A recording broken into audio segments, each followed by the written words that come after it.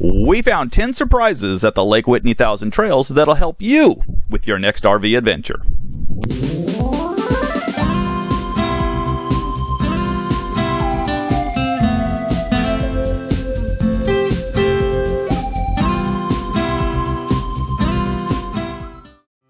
Surprise number 1 was the limited amount of 50 amp sites.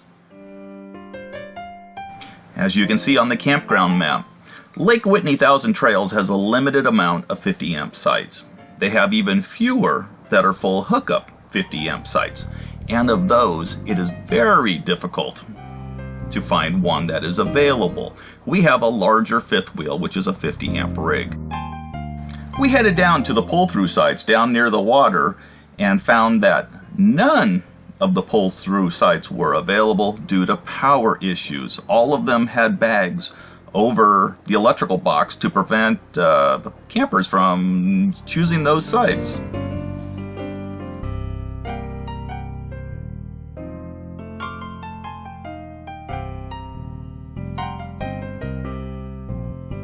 Surprise 1B was a $3 additional charge for sewer and non-sewer 50 amp sites. We didn't really expect that one. We paid it because it was a 50 amp upgrade according to the map, but I did not expect that on a non-sewer site. So just be aware that the non-sewer sites are also subject to the $3 additional daily rate.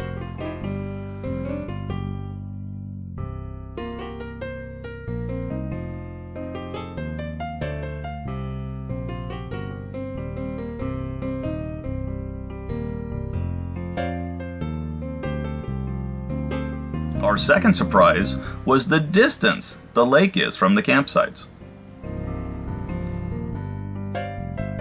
When I was doing my research, I took a peek at the PDF that they always have online of the campground map, and I'm like, hey, they have campsites right overlooking the water. Well, I was quite surprised when we checked in, and the campsites are nowhere near the water. Most people drive down. There's a parking lot to the lake access, and then it's a 2 to 3 to 4 minute walk down to the water access from there. But do note, there is no boat launching, and if you are bringing kayaks, you're going to have to carry your kayaks 2, 3, 4 minutes, like I said, all the way down to the water, and it is downhill. So that means after you're done kayaking or playing, you're going to have to walk back up. And it is a trail. It is not a groomed trail that is handicapped accessible by any means. So just be aware of that.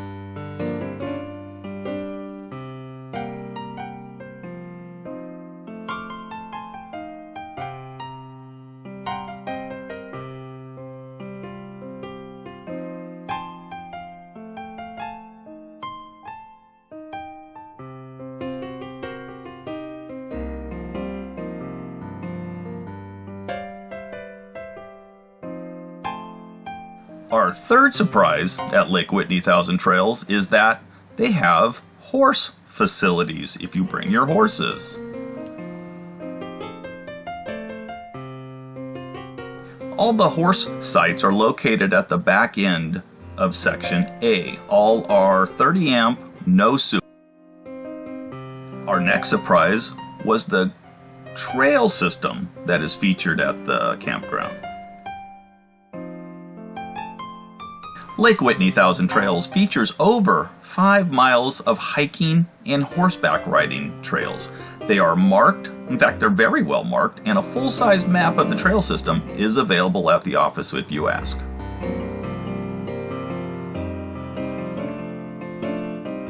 Of course, we took advantage of the trail system while we were there.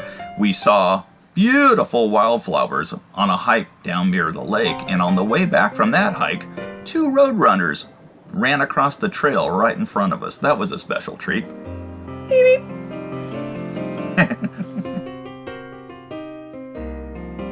Our next surprise was the amount of private wooded campsites. Lake Whitney Thousand Trails is like camping at a state park with electric and water hookups. The next surprise to us was the campground offers no mail service. If you're staying at the campground for an extended stay, the campground does not offer any mail services. There is a post office in Whitney which can handle all of your postal needs.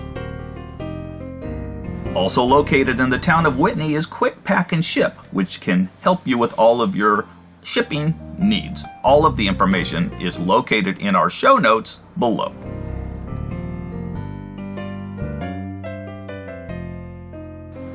Our next surprise was the condition of some of the interior roads.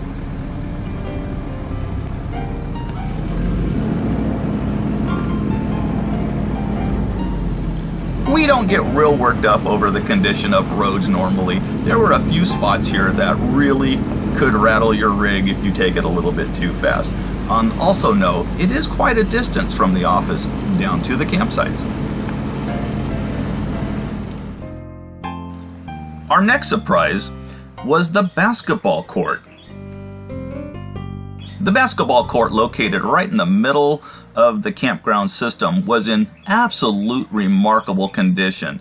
I could not believe how that thing looked. The hoops were in great shape, and there was lighting that you can turn on at night, and you're not really disturbing any of the campers around the system. Our next surprise during our stay at Lake Whitney was the cellular and internet service. We found that the cellular service, based on your carrier of course, was stronger in the upper areas than it was down near the lower areas, such as the A section, the A loop. We did do some driving around trying to figure out which sites had better cellular signal than others. Our Verizon signal did much better in the B loop than our T-Mobile signal did. However, we did just fine with our T-Mobile service.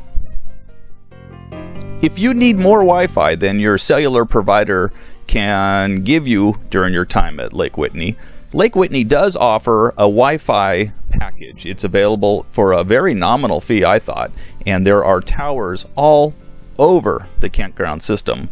We did not purchase the Wi-Fi as we did not need it, so I cannot talk to the availability and the strength of the Wi-Fi signal.